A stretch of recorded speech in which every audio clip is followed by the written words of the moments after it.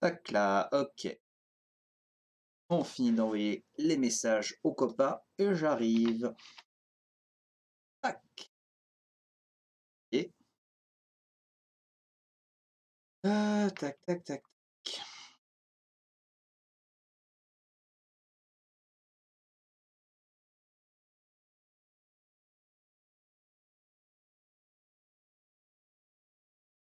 Et voilà, c'est parti. Le stream est lancé. Ok. Chapeau en place. C'est l'heure de jouer au détective. Je reviens. Voilà. Bonsoir le stream, bonsoir les gens. Nous sommes actuellement en train de faire White Knight. Après avoir joué une petite demi-heure la dernière fois, il y a... Je crois que c'était, si je me souviens bien, c'était le week-end dernier. J'avais rapidement mis fin au stream parce que je commence à avoir très mal à la tête, j'étais pas très bien. Afin aussi que ce soit plus facile pour absolument tout le monde, j'ai mis le stream en français parce que ce sera plus facile pour vous de lire les sous-titres plutôt que moi je fasse les voix en même temps. Voilà, si jamais vous ne m'entendez pas bien, n'hésitez pas à me le dire afin que je puisse modifier ça rapidement.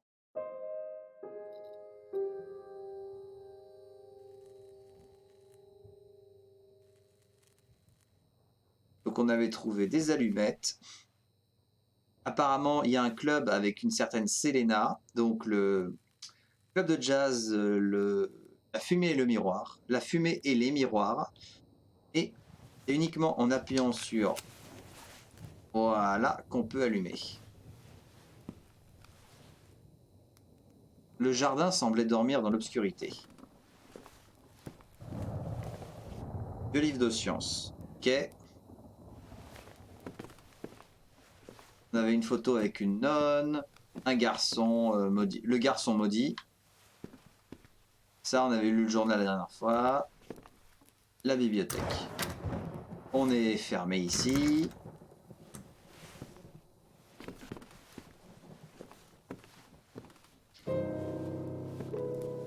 La vision du crucifix ne m'apporta aucun réconfort.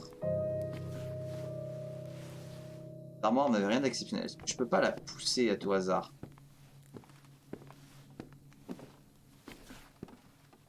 Ce nom Vesper, les propriétaires sans doute, un couple pas très souriant.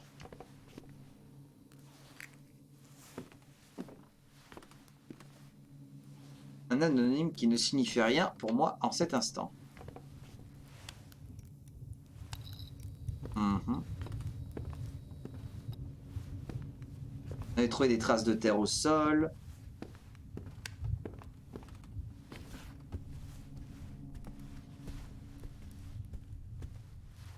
Quelque chose a éteint la lumière. Le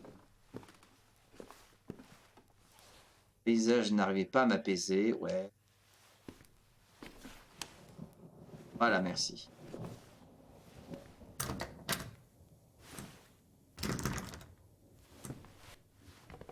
La porte est fermée.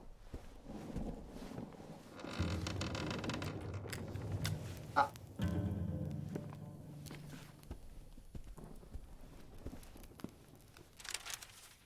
Notes à moi-même les ombres de ma mère. Les ombres de mer. Les ombres de mer ne partiront jamais, je le sais maintenant. Les appeler fantômes serait encore trop noble.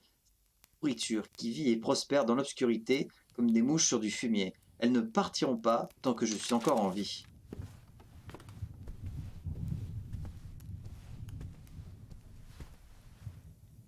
Qui pouvait bien afficher une femme sans tête sur ses... Dans le regard du vieil homme se mêlait sagesse et tristesse. Margaret Vesper, née Ventercross, une femme aussi noble que froide. L'un des tableaux portait le nom de Margaret Venter, le même que sur la tombe dehors. Le regard de cette femme avait la noblesse d'un lac gelé et la même chaleur aussi. Ah. Chaussure à talons. Peut-être que sa propriétaire était encore ici.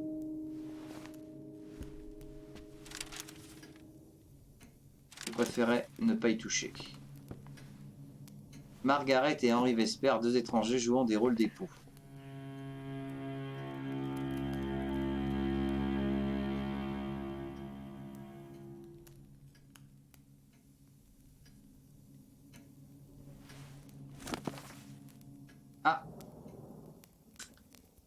Vesper Inc.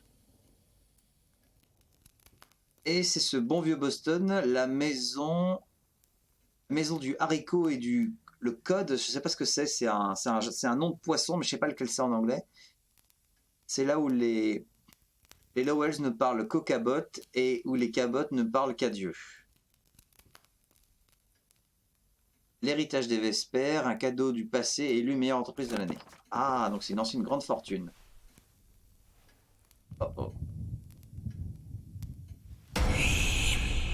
Oh putain.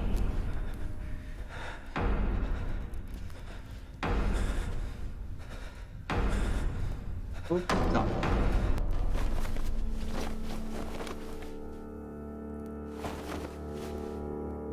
Quoi? Qui suis-je? Qui est-elle?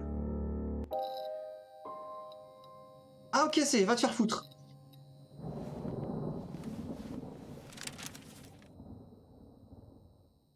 Dans les ténèbres, 29 octobre 1938. Vint le temps où nous avons arrêté de compter. De compter le nombre d'entreprises fermées en Amérique en 9 ans, chômeurs, de familles jetées à la rue, entassées dans des taudis de nos villes, autour de nos villes. Nous avons cessé de quantifier les denrées gaspillées faute de pouvoir d'achat, jetées à la mer ou brûlées, de compter le nombre de nos partenaires économiques qui tombèrent avec nous. Il y a 9 ans, nous étions le 29 octobre 1929. Né du ventre spéculatif et malade de l'Amérique, le krach de Wall Street plongeait les mondes dans les ténèbres illuminées dans les ténèbres illuminées aujourd'hui par des éclairs. Nous sommes toujours là, mais nous avons perdu la foi. Et nous avons arrêté de compter, car tout cela n'a jamais été qu'une affaire du chiffre, parce qu'aujourd'hui nous donne la nausée. L'aube semblait loin alors. Certains pensent qu'aujourd'hui voir le soleil se et certains pensent aujourd'hui voir le soleil se lever. J'oublie qu'il fait toujours nuit quelque part.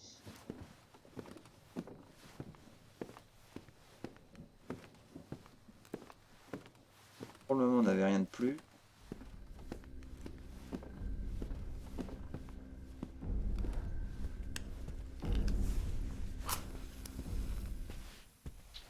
D'accord, ok.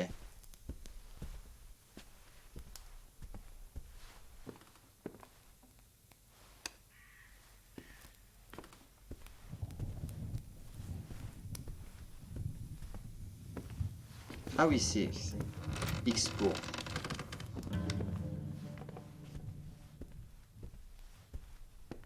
Al. U. Ah. Ah, il y a une Bible là.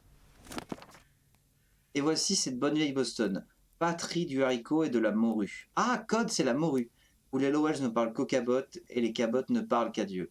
Le toast de Boston par John Collins Bossidy, l'hymne des Boston Brahmins.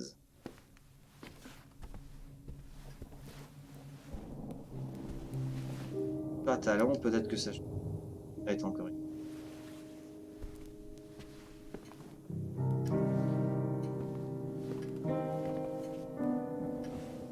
Ah, d'accord, ça sauvegarde ce que j'ai déjà trouvé en fait. Ok. Bonjour fantôme.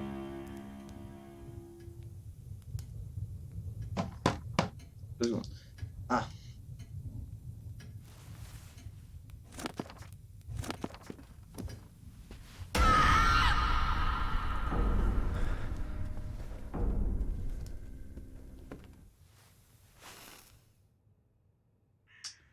Ok.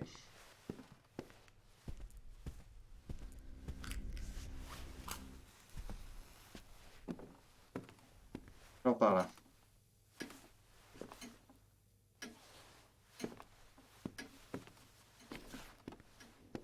Fuck. Ah, appareil photo. Été 1912. Ma seule famille après la mort de père. Leur voix, leur pas, leur vie me manquent.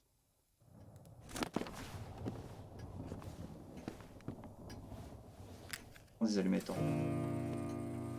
Le gramophone ne jouait qu'un silence poussiéreux. Oh! Je me résolus à accepter sa présence. Après tout, de toutes les choses étranges que j'avais vues ce soir. Elle était la seule à ne pas avoir encore essayé de me tuer. Lettre de Selena à William, fragment 1. Mon très cher William, vous voulez en savoir plus sur moi? Je ne t'ai pas tout dit la dernière fois, promets-moi de le faire par écrit. Lorsque j'arrive en Californie en 1930, j'ai tout juste 18 ans. C'est un endroit merveilleux et le temps est si doux. Je passe des heures étendu sur la plage, émerveillé de voir ma peau de norvégienne se dorer au fil des jours. Le soir, je traîne près des clubs jazz où sortent les jeunes. L'après-midi, je regarde les gens jouer sur le sable, tout en chantant les airs que j'ai entendus la veille. J'essaye de chanter plus fort que les vagues. C'est un bon exercice. Mon anglais s'améliore vite grâce aux chansons américaines que j'écoutais à Oslo. À ce moment-là, je suis à peine consciente de la misère qui s'abat sur ton pays. Je suis jeune, je veux juste être belle, rencontrer des gens de mon âge et chanter. À Los Angeles, au Spice Club, je fais la connaissance d'un orchestre jazz. Ils sont drôles et doués. Nous jouons toute la nuit et j'en oublie l'heure, j'oublie même mes parents. Ils ont appelé la police pour me retrouver, figure-toi. Au matin, les musiciens me disent qu'ils cherchent une chanteuse et qu'ils viennent de la trouver. Je suis devenu tout trou. Je ne croyais pas. Tu as juste l'impression d'avoir enfin trouvé ta place dans le monde. Si fantastique. Il y a la lune qui se tenait au centre de tout.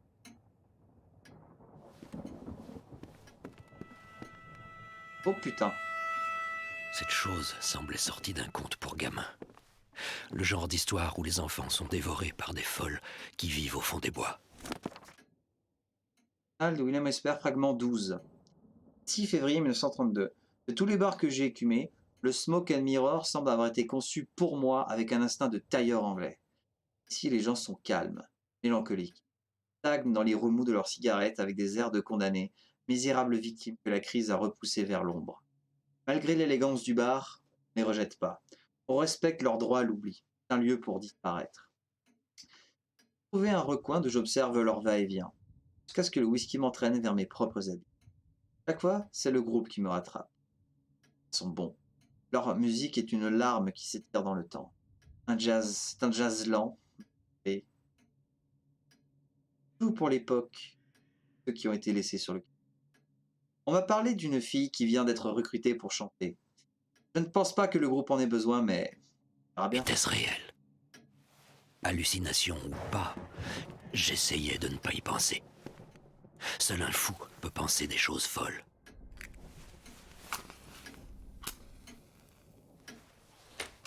Ah.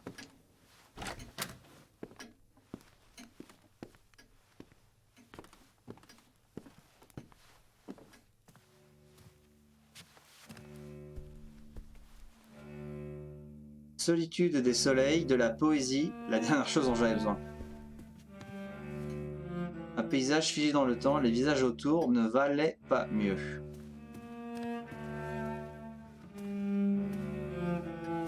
Ah. Une bûche. C'est un bon départ pour tenter d'allumer un feu. Le menu du dîner avait 20 ans de retard sur son époque.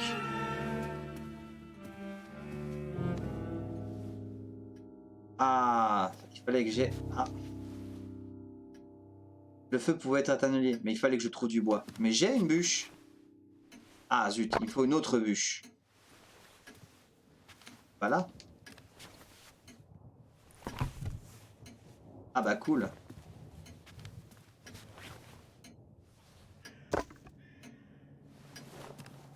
Cela ferait l'affaire. Combien de temps?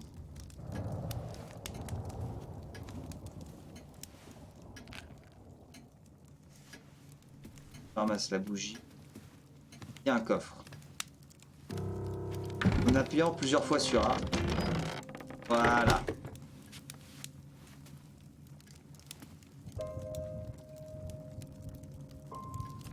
Le contact du disque était chaud et rassurant. J'ai eu envie de l'écouter.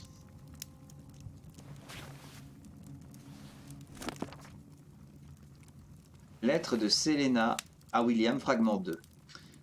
En septembre 1934, lors d'un concert au Red Bait, nous rencontrons Jim Erziger, un producteur qui commence à percer avec son label Two Roads. Il me dit après le show que j'ai une voix merveilleuse, que mon accent norvégien apporte un truc unique à notre base de jazz afro-américain. De quoi intéresser les curieux comme les connaisseurs, me dit-il. C'est vrai que les chanteuses de jazz norvégiennes ne courent pas les rues alors, mais je ne m'imagine pas une seconde qu'il va nous signer. C'est ce qu'il fait pourtant. Il propose de nommer le groupe Selena and the Frozen Sons.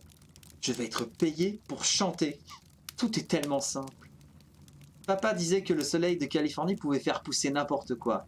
Je me sens alors comme une fleur qui a réussi à percer la neige. Pourtant, mes parents ne sont pas heureux pour moi. Je me dis qu'ils s'acclimatent mal. Pour moi, à 22 ans, la vie est une découverte permanente et j'ignore beaucoup de choses. La vraie douleur, par exemple. Et tout vient à point. Hmm.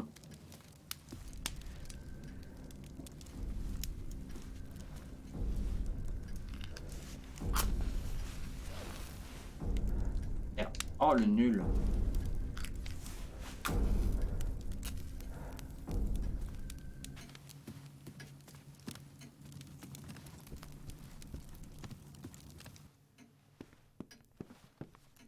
Oh, mais il est là.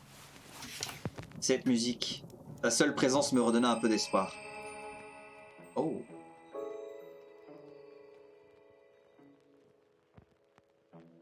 It takes eternity to decide what'll be the best side to fall back on, but it won't tell now. No, it won't tell now.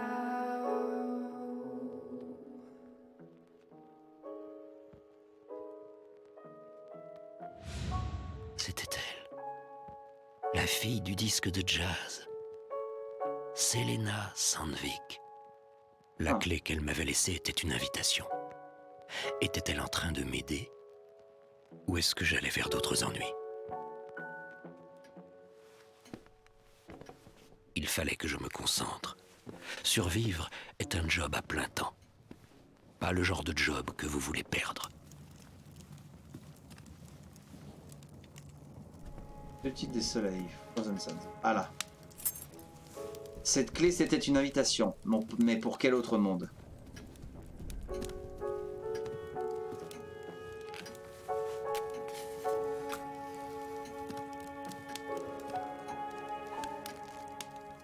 Ça avait l'air cassé, dangereux.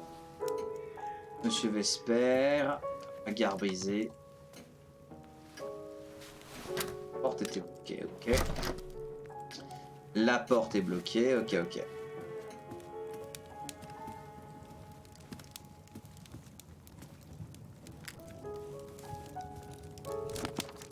Journal de William Vesper, fragment numéro 9.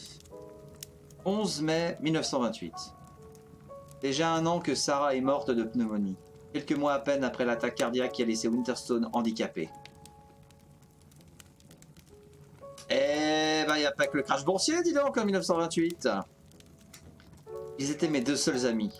La maison est vide, aujourd'hui, comme tous les jours. Seulement habité par mon écho et ces choses que j'aimerais ne plus entendre. Père me manque plus que jamais. J'imagine jouant à mes côtés. Je revois sa façon de placer mes mains sur le clavier, de chantonner tout en jouant. Je pense à partir, puis je me dis que cela ne changerait rien. Il y aura toujours la nuit quelque part. Elle finira par me retrouver. Je dois d'abord aboutir mon grand projet, réapprendre à vivre. J'écoute Wonderful You de Jack Hilton et je réalise que je n'ai jamais eu quelqu'un pour qui jouer. Voilà ce dont j'ai besoin. Compagnie. Compagne. Il y a la ville tout près. Je crois qu'il est temps de sortir. Il y a des lumières électriques là-bas.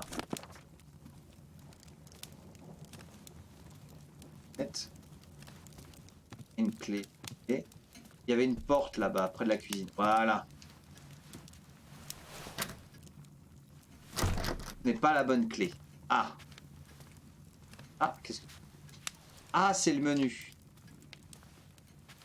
On a que j'ai déjà lu.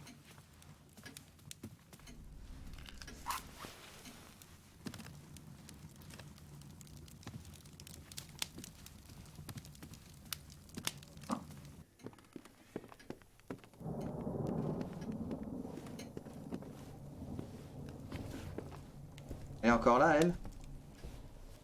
Oui, elle est encore là. Alors, faut que je retourne dans l'autre pièce, ça doit être là-bas.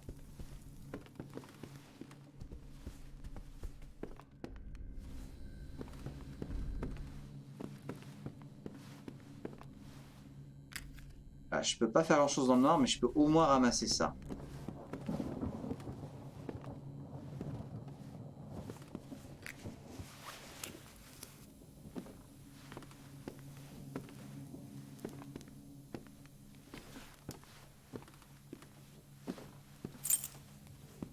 Ah! C'était la clé de la bibliothèque.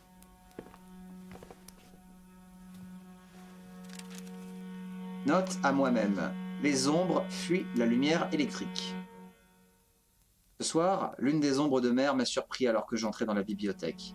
Je venais le jour même de faire réparer le système électrique, inutilisable depuis des années.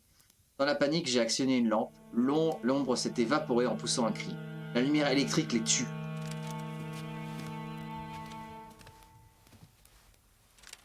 Non mais ça c'est la... Ah d'accord, c'est les notes sol. La lune, j'aurais bien besoin de sa lumière ici. Comment derrière ces rideaux?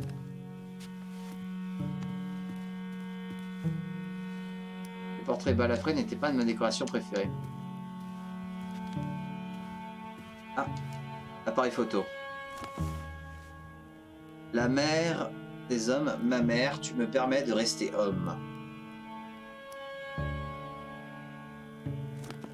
Je sais pas ce qui se passe avec ta maman, mais... Ah.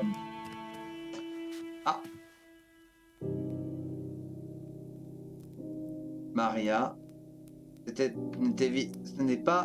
n'était de toute évidence pas de l'art, c'était un fantasme de meurtrier. Bien que dérangeant, le couteau avait un rôle majeur à jouer dans cette tragédie.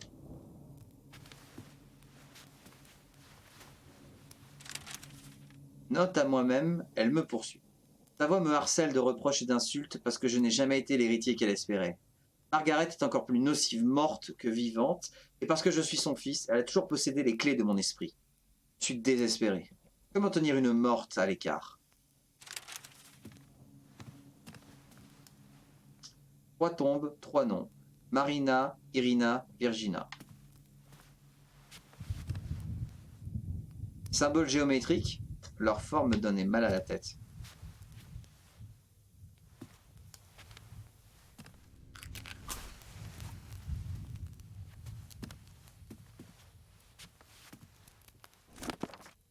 Journal de William Vesper, fragment 1. 18 juin 1932. En alchimie, le second des 4 cycles qui mènent à l'incarnation de l'esprit dans le grand œuvre, la pierre philosophale, est celui de l'œuvre au blanc, albédo leucosis. C'est le temps où l'alchimiste lave à l'eau triste distillée la matière qu'il calcine et évapore de façon cyclique depuis des années. Ce temps est celui de la lune, de la purification de la matière par la féminité. Les alchimistes nomment l'eau récupérée de ce lavage l'alcaeste, le dissolvant universel, l'élixir de longue vie, qui marque la fin du petit œuvre. Malgré mes recherches, il m'a été impossible d'acquérir un alcaeste authentique. Ce pourrait être le remède absolu, l'élixir lunaire qui me sauverait. Je me fiche de l'éternité, je veux la paix dans sa lumière argentée. J'ai acheté du matériel, j'entamerai dès ce soir mon chemin vers le grand œuvre. J'espère atteindre l'albédo, mais c'est déjà une bien trop longue route. Elle sera pavée d'ombre. Ok, de l'alchimie. Ah, la fente était due à quelque chose de pointu, j'ai besoin du même outil.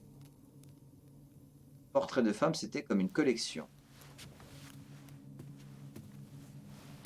Encore du matériel pourri, j'allais devoir trouver la source du problème. Raison de la crise, 18 octobre 1932.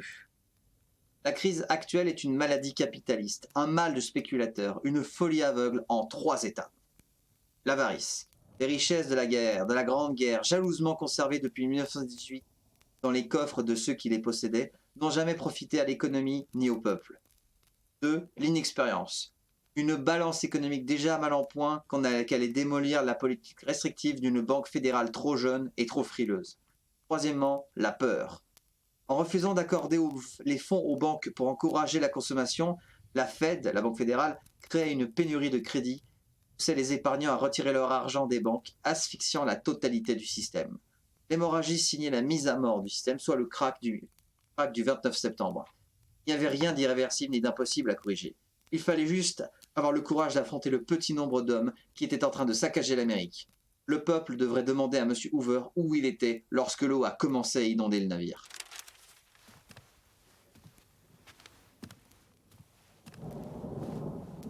Puis on le file.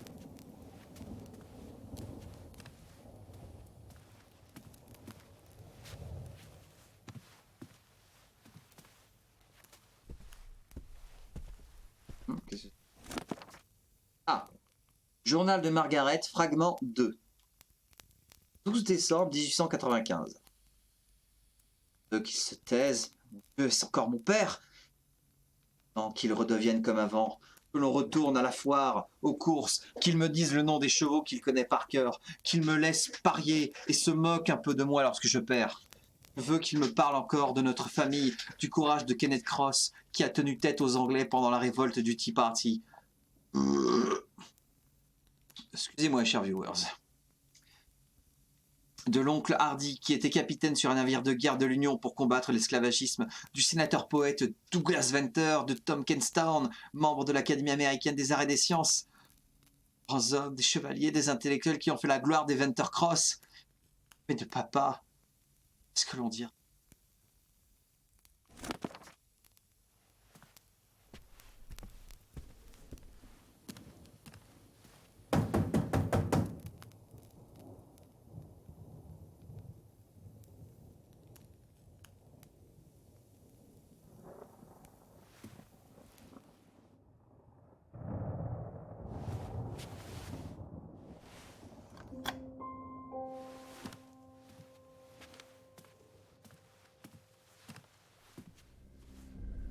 Oh. Un crâne. Quiconque avait fait ça avait un sérieux problème avec les femmes. Je récupère le couteau.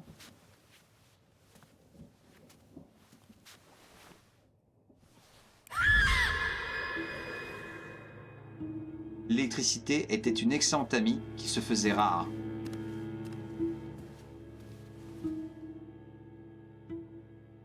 Le propriétaire se faisait livrer ses livres par caisses entières. Cuisine de France et de ses îles. Poisson cru à la tahitienne. Ingrédients pour 6 personnes. 500 g de poisson à chair ferme coupé en cubes de type saumon ou bonite. 200 g de crevettes crues coupées en morceaux. 2 citrons verts. 6 citrons jaunes. 2 échalotes. 30 centilitres de lait de coco. 2 carottes râpées. 1 tomate. Sel, poivre. Préparation de la recette. Oh! Alors, franchement, ça a l'air très bon, ça. J'ai presque envie de me la tester, cette recette. Sauté aux 2 saucisses. Chou blanc, des carottes, pommes de terre, tomates, oignons, clous de girofle, saucisses. Saucisse fumée, saucisse de Toulouse. Bœuf bourguignon. Bœuf pour bourguignon, lardon, beurre, 2-3 litres. Soca niçoise, 200 g de pois chiches, de l'eau, sucre d'olive et ça. Ah! Pour nos amis véganes, vous avez une recette. Ah! Une clé. Je serrai la clé dans ma main, priant pour qu'elle me soit utile.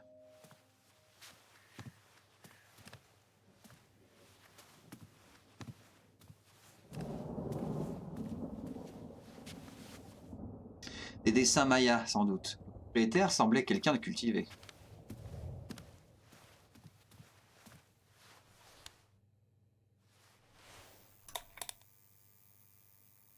Ah!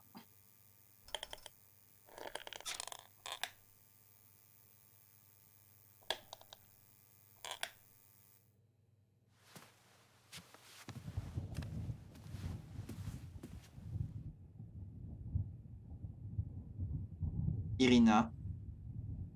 Une étrange sensation de nostalgie me saisit face à ce regard.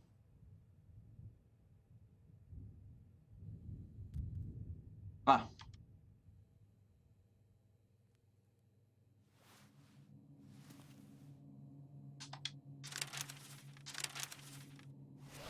Voilà.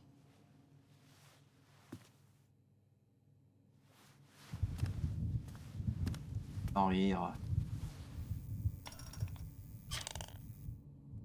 Alors, je suis en plein dedans là. Je peux le faire quand même. Voilà. Fais-le. Ne pense pas. Dis-moi dans ma tête. Plante-la.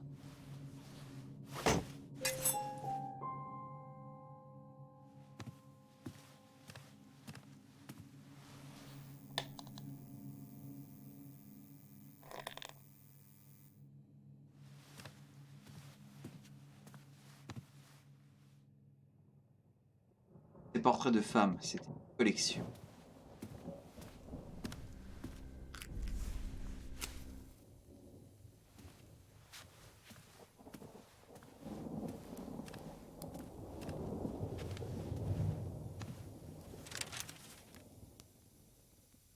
Sa voix me harcèle de reproches et d'insultes parce que je n'ai jamais été l'héritier qu'elle espérait. Margaret est encore... Ah oui, j'ai déjà lu ça.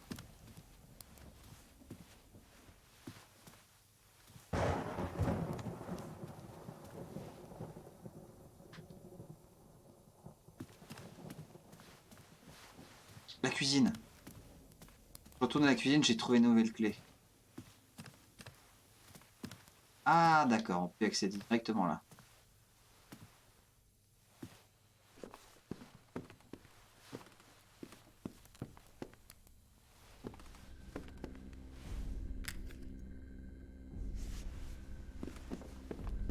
Hop là, je cours. Sauvegarder, parce que si je perds, je repère directement de la dernière sauvegarde que j'avais fait. Et c'était il y a... Oh, c'est une demi-heure.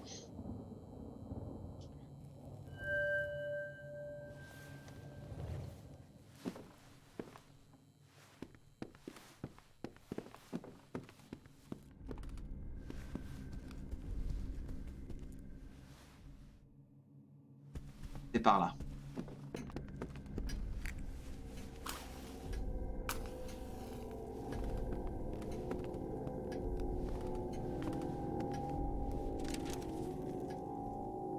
Je suis tellement fatigué. Père avait passé commande de fauteuils club en cuir auprès d'un artisan de Quincy. Ils sont parfaits. C'est l'un des rares endroits du domaine où je peux me reposer et penser. Margaret n'ose pas y toucher, je ne sais pas pourquoi. La marque du soleil, peut-être.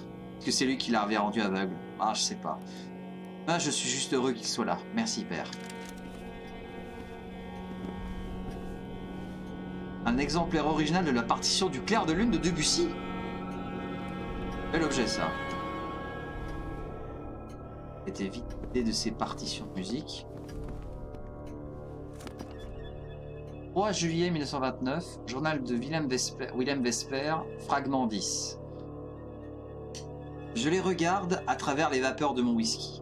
Hommes et femmes ivres qui se gueulent dessus comme des animaux, s'attrapent, se mordent dans cette parade grotesque qui semble faire monter leur désir. Cela me révolte, et j'envie pourtant leur inconscience, leur capacité à tout oublier dans ce jeu. Puis, il y a les amoureux qui se parlent tout bas, penchés l'un sur l'autre au milieu du chaos, confiants dans la capacité de... Ça se calme la musique? Oui, je veux le lire. Ah! Oh putain.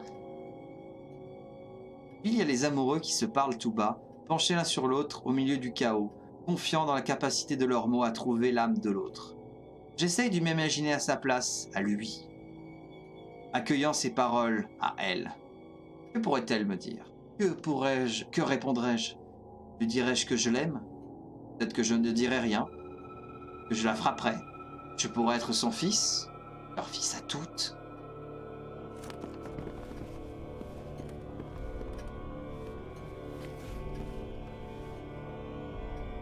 Le nouveau symbole. Ah, la boîte était fermée, une serrure produit de clé. D'accord, j'ai pas la bonne clé.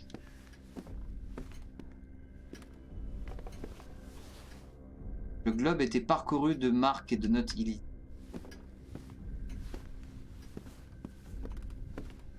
Ah, je suis là, ok.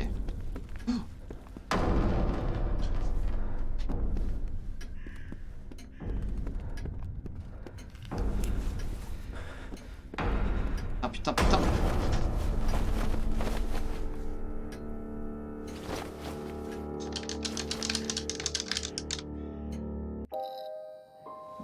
J'ai bien fait de sauvegarder.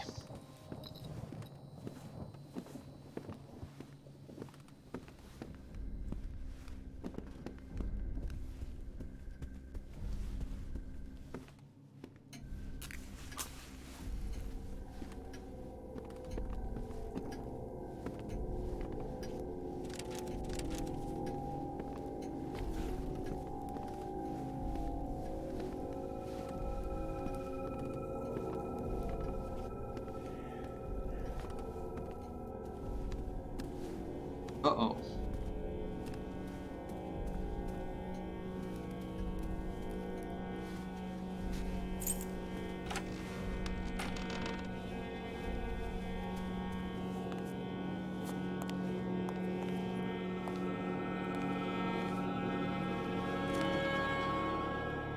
Joliam de William Vesper, fragment 21.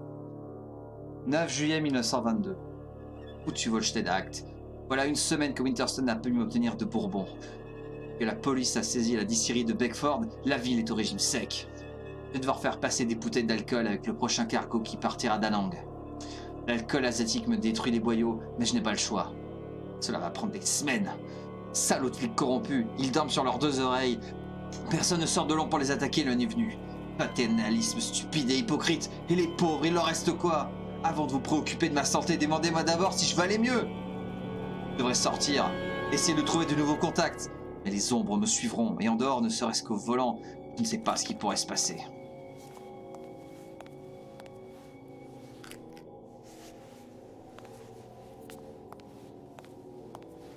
Ah, la vaisselle de l'évier grouillait de vie. Ce qui était autrefois un plat était devenu une offrande aux mouches. J'ai disséminé des boîtes d'allumettes un peu partout dans la maison quand le système électrique lâche. C'est bien la dernière chose que je souhaite. Le frigo fonctionnait encore. La cuisine devait être une pièce vivante il y a des années. Ah.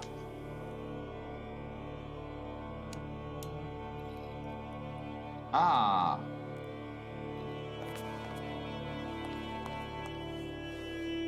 Ah, la dague avait servi à graver Selena avant d'être plantée avec force.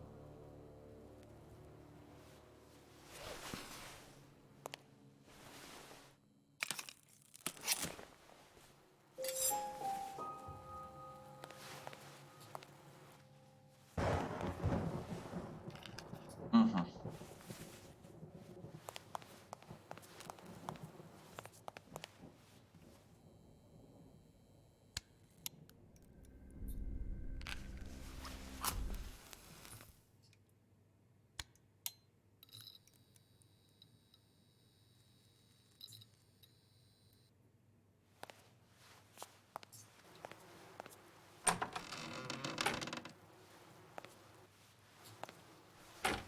Ah mais non. Ouvre la porte. Ah ok, je peux aller me faire foutre.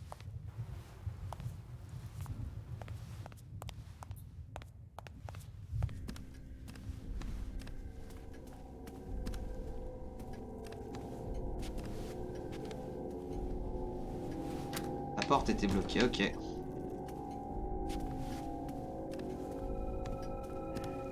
Ah,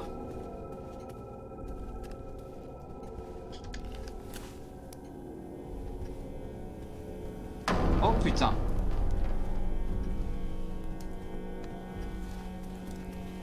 Ah.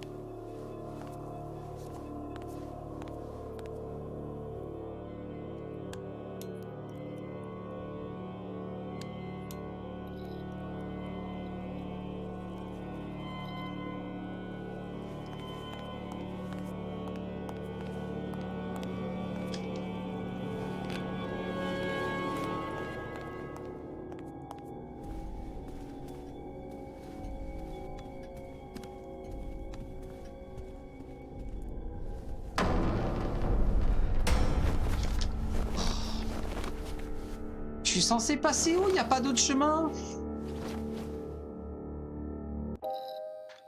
Ah putain. N.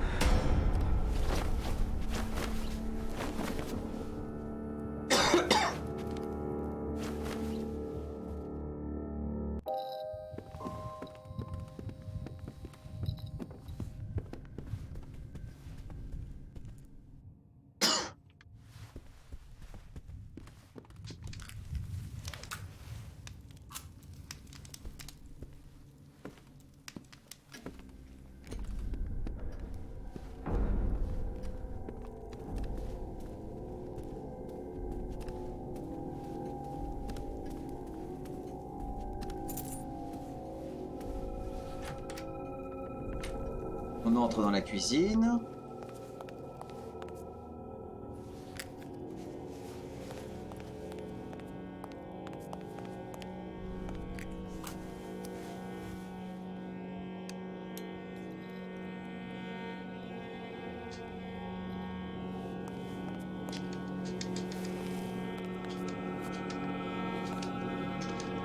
Ah, je retire le couteau.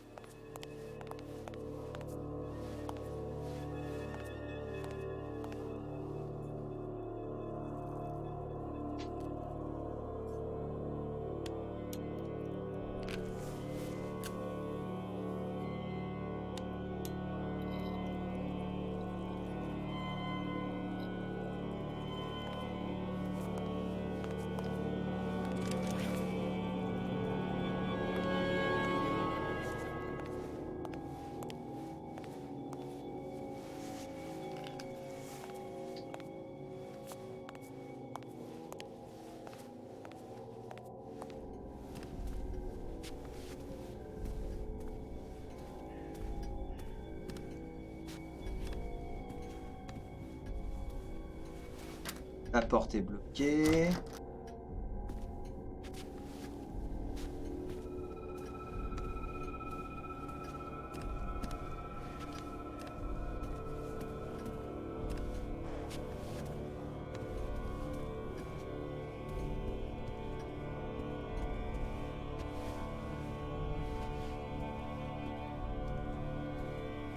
Elle est pas là?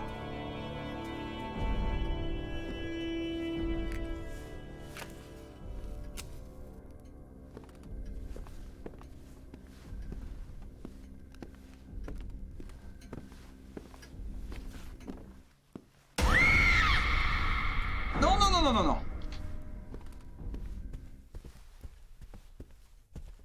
Oh, l'emmerdeuse, quoi.